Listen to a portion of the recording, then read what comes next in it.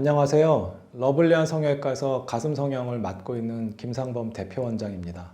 모양도 이쁘고 팽팽하던 가슴이 아기 낳고 출산하고 임신 과정을 겪으시면서 특히 모유수를 길게 하시는 경우에는 이제 탄력을 잃고 처지는 경우가 많은데요. 처진 거가 단계가 되게 다양하기 때문에 살짝 처지신 분들 같은 경우는 확대만 갖고도 모양을 만들 수가 있는데, 심하게 처지거나 아니면은 뭐 볼륨 꺼진 게 되게 증상이 심하면 그때는 이제 거상 수술도 같이 해야 됩니다.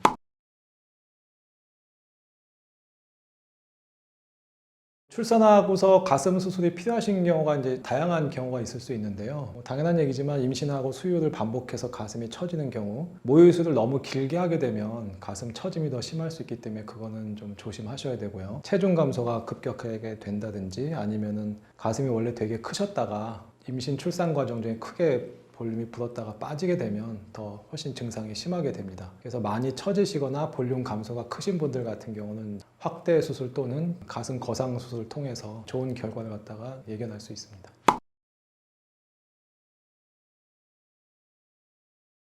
가슴 성형 중에 이제 처진 가슴 갖고 계신 분들이 가장 궁금해 하시는 게, 내 가슴이 처져 있는데 과연 확대만 가지고 할 수 있을 것이냐, 아니면 확대만 가지고 가슴 성형하는 게 불충분하기 때문에 거상이나 축소 수술 같이 할 것이냐, 그것이 가장 중요한 관심사가 되고요. 핵심은 그 처짐 정도가 중요한데, 유두하고 본인 밑선을 기준해서 보시면 되고요. 본인의 유두하고 그 밑선이 일치하는 수준이면 확대로 가능한 가장 처진 가슴이 됩니다. 무슨 말이냐 하면, 유두하고 본인 밑선이 일치하는 거면 확대 갖고 효과를 볼 수 있다는 뜻이고요.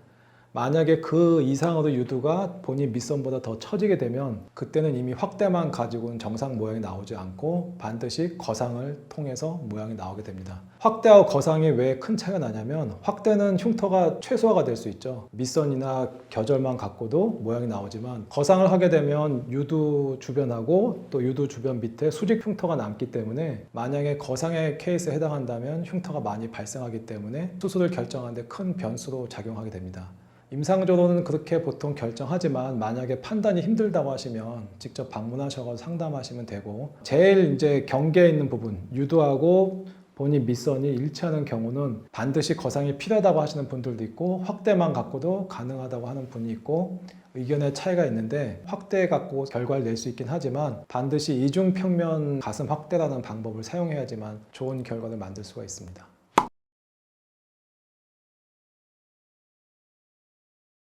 가슴 성형을 상담하러 오시는 분들이 수술 전에 심리적으로 큰 부담감을 가지고 계신데, 일단 제일 걱정 많이 하시는 게 합병증도 합병증인데 그거보다는 아프지 않을까, 그 다음에 두 번째는 흉터가 생기지 않을까, 이걸 걱정 많이 하시거든요. 근데 일단 통증이란 거는 물론 이제 어떤 의사가 하느냐에 따라서 차이가 날 수 있는데, 저 같은 경우는 통증을 최소한 줄이기 위해서 그 마취할 때 신경을 국소 마취시켜서 직접 차단하는 방법을 많이 사용하고요. 그 다음에 정확한 해부학 구조에 맞춰서 근막을 최대한 건드리지 않고 박리를 하게 되면 생각보다 아프지가 않습니다. 물론 뭐 전혀 안 아프다는 말씀은 아니고, 타 병원에서 수술하는 거에 비해서 훨씬 안 아프게 할 수 있고요. 예를 들면은 뭐 밑선을 하신 분은 바로 다음날 밖에서 쇼핑도 하실 정도고, 겨절로 하신 분들도 사무직이면 이틀 만에 출근이 가능하시고요. 물론 운동을 심하게 한다든지 헬스 같은 거는 당연히 3, 4주는 조심하시는 게 맞고요. 그래서 생각보다 통증은 흔히 알려진 바로 뭐 2주를 누워있는다, 뭐 이 정도의 통증이 발생하는 건 아니기 때문에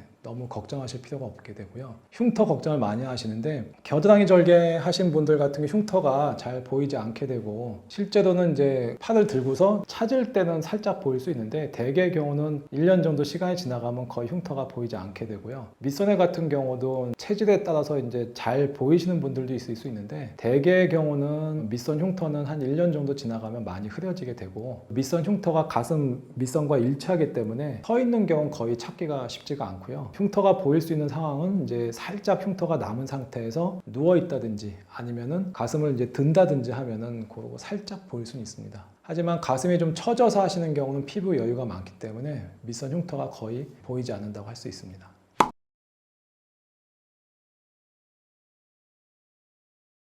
처진 처진 가슴 수술하고 가슴 축소 수술하고 좀 헷갈려 하시는데, 처진 가슴 수술은 가슴 거상이라고 보시면 되고, 가슴 축소 수술은 거상도 하면서 볼륨 자체가 줄어드는 거거든요. 수술 방법하고 원리는 거의 비슷한데, 차이점은 뭐냐면 저희가 수술하는 과정에서 피부가 많이 줄어들고 자기 볼륨을 최대한 남기면 그때는 거상 수술이 되는 거고요. 피부 제거하면서 본인의 가슴 볼륨을 많이 같이 제거하게 되면 그때는 축소 거상이 되는 거죠. 그래서 축소 수술도 대개는 거상을 같이 포함하고 있기 때문에 처진 가슴이 올라가는 건 공통적인 거고, 즉 가슴이 처진 게 올라가서 교정되는 거는 공통적인 거고, 이 효과는 피부가 제거되고 유두 위치가 바뀌는 것에 대해서 이제 나오는 결과고, 똑같은 수술인데 다만 차이점은 저희가 제거하는 피부뿐만이 아니고 안에 가슴 조직 볼륨을 직접 많이 제거하게 되면 축소 수술이 되는 겁니다. 일단 제일 중요한 건 안전이죠. 결과가 얼마나 이쁘고 감촉이 좋은 것도 중요하긴 한데 합병증이 안 생기는 게 가장 중요합니다. 그래서 안전이 제일 최우선이고요. 그 다음에 모양이 당연히 이뻐야겠죠. 그때 모양을 고려할 때는 키하고 체형, 어깨 넓이, 흉곽 둘레가 다 중요하고, 이런 요소를 갖다가 종합해서 이제 크기하고 모양을 결정하게 되고요. 세 번째는 감촉이죠. 근데 이제 제가 또 세 번째 감촉에 조금 장점을 갖고 있다고 생각하는 게, 제 경우는 되게 이제 가슴골이 생길지 안 생길지 어느 정도 예측이 가능하거든요. 그래서 이제 수술하신 분들이 가슴의 보형물이 약간 움직이게 만듭니다. 그래서 실제 서서 걷거나 움직이시면 약간 움직이는 걸 느끼실 수 있는데, 그것 때문에 정말 자연 가슴 같다는 느낌을 가질 수 있게 하는 걸 중점으로 하고 있습니다. 그리고 의학이라는 게 과학하고 틀려서 반드시 인과관계에 의해서 똑같은 안정된 결과가 나오는 것은 아니지만, 그래도 최대한 합리적이고 과학적 사고를 통해서 결과가 도출되는 게 바람직하다고 생각하기 때문에, 정리하자면 뭐 안전성이 중요하고 자연적인 모양을 갖는 게 되게 중요하고 과학적이고 합리적으로 결과를 내는 방법으로 수술하는 게 가장 중요하다고 생각하고 있습니다. 감사합니다.